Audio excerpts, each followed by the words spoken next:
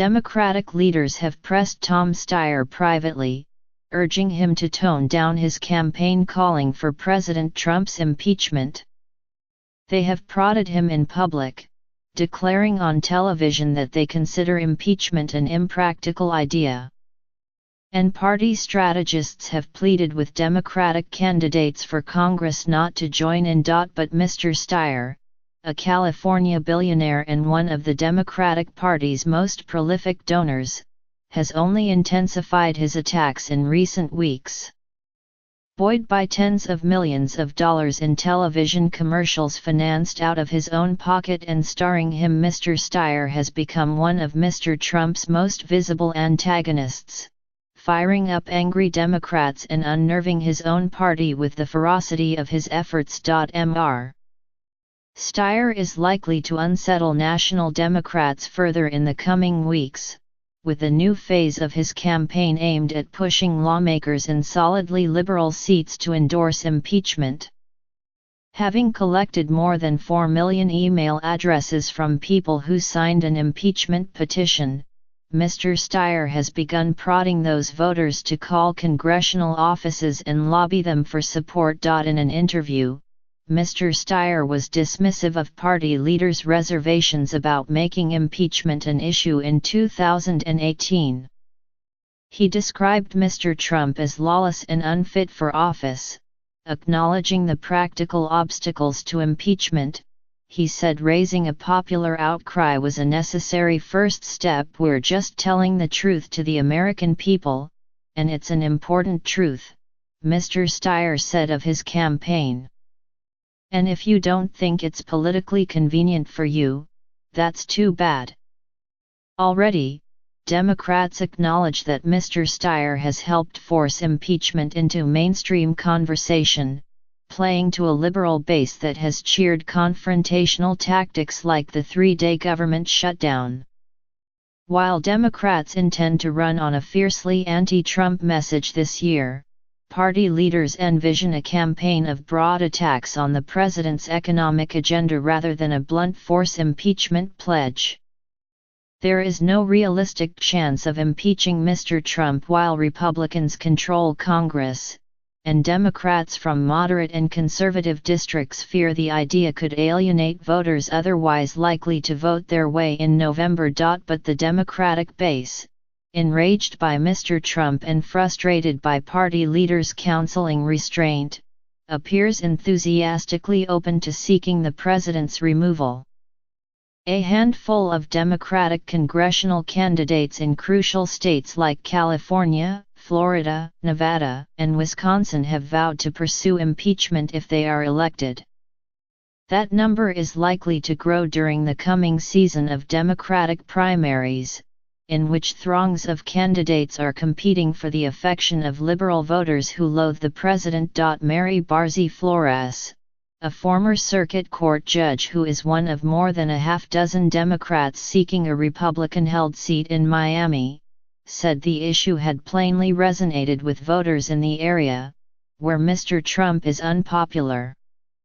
Ms. Barzee Flores, who endorsed impeachment in a newspaper column last fall, said Mr. Trump's firing of James B. Comey, the former FBI director, had been a breaking point for her. Like a lot of people, I am appalled by the president's conduct in office, Ms. Barzee Flores said in an interview, adding, I do believe that there's a basis to impeach the president, and I do believe that he's got to go. He's dangerous. But Ms. Barzee Flores said Democrats should not treat impeachment as a singular issue in 2018, over matters like healthcare and immigration. There are other issues that are pressing, she said. More pressing, even. For Mr. Steyer, however, impeachment is a singular cause. And he is no easy character for Democrats to ignore.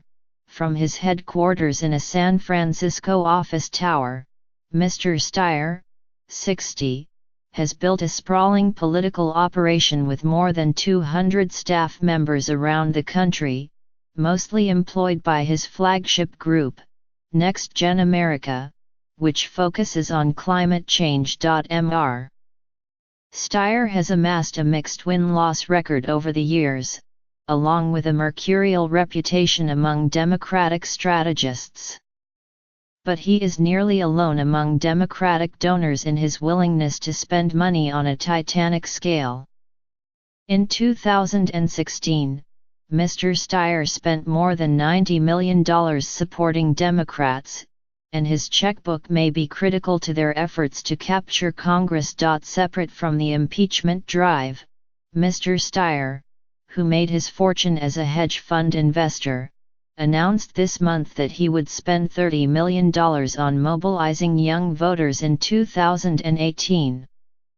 He has already quietly funneled nearly $2 million into a union-backed effort to capture 7 Republican-held seats in California, 3 strategists directly involved in the campaign said.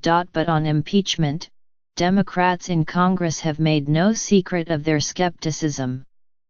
Nancy Pelosi and Chuck Schumer, the Democratic minority leaders in the House and Senate, have called it a premature proposal. Senator Bernie Sanders of Vermont, a hero of the left, said Democrats should avoid jumping the gun on such a drastic action. And the Democratic Congressional Campaign Committee has urged candidates to use more measured language, endorsing investigations of Mr. Trump but avoiding an impeachment pledge. Ms. Pelosi, who has a long-standing relationship with Mr. Steyer and hosted him in her private box at the Democrats' 2016 convention, conveyed her concerns to him directly. She told Mr. Steyer in a phone call last fall that impeachment was a profoundly divisive issue and stressed that other matters, like the Republican-backed tax overhaul, were more urgent, according to 4 people briefed on the conversation. But Mr. Steyer insisted that Mr. Trump had more than met the standard for being removed from office, and said his ads were electrifying the Democratic base. The conversation was cordial, according to associates of both Democrats, but neither gave ground. Mr. Steyer, his friends say, has been more pointed in private, appearing indifferent or even emboldened by the criticism of Democrats in Washington. 2 of his friends, who spoke on the condition of anonymity, said Mr. Steyer has taken to declaring that when Ms. Pelosi or Mr. Schumer is complaining, he knows he is on the right track. But Ms. Pelosi and Mr. Schumer are not alone in their reservations. An impeachment resolution introduced last year by Representative Al Green, a Democrat of Texas, garnered only 58 votes in December. When Mr. Green pushed for a vote for the second time in January, that number rose only slightly, to 66. Even if the House did vote to impeach Mr. Trump, perhaps under possible Democratic control in 2019, it would take a 2/3 vote of the Senate to remove him from office, a threshold that could only be met with the help of a sizable number of Republicans. That appears an extremely remote possibility. Representative Brendan Boyle, a Democrat of Pennsylvania who voted against the impeachment resolution, warned that pressing now could backfire badly. Voicing the exasperation of many of his colleagues, Mr. Boyle called the Steyer campaign a fruitless exercise. "I just don't see how the ads achieve anything," Mr. Boyle said. "To do this now, before Special Counsel Mueller finishes the investigation, only complicates our job. If Mueller finds something that warrants impeachment, which I believe is a real possibility." The Democratic base appears more receptive. 70% of Democrats favor impeachment hearings, according to an NBC News/The Wall Street Journal poll published last month. Overall, 41% of Americans support impeachment hearings, an unusually high number for a president in his first year, but well short of an electoral majority. If Mr. Steyer's focus on impeachment is new, his status as one of the most mercurial figures in Democratic politics is not.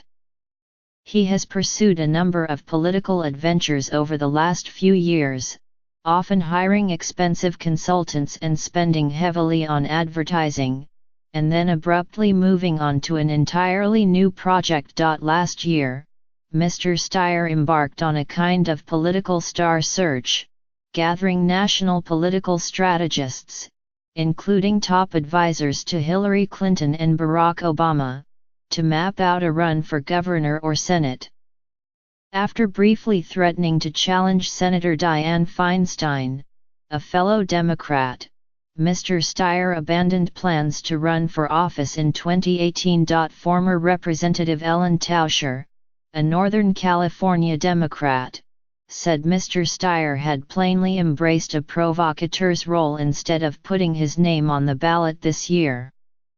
But Ms. Tauscher, who leads a super PAC targeting California Republicans, warned that voters might balk at electing a Congress bent on driving Mr. Trump from office. You can't have a conversation about impeachment until you take the House back, and so this is a little bit like somebody who's jumped ahead, Ms. Tauscher said, adding of Mr. Steyer, "I think, to a certain extent, Tom knows this.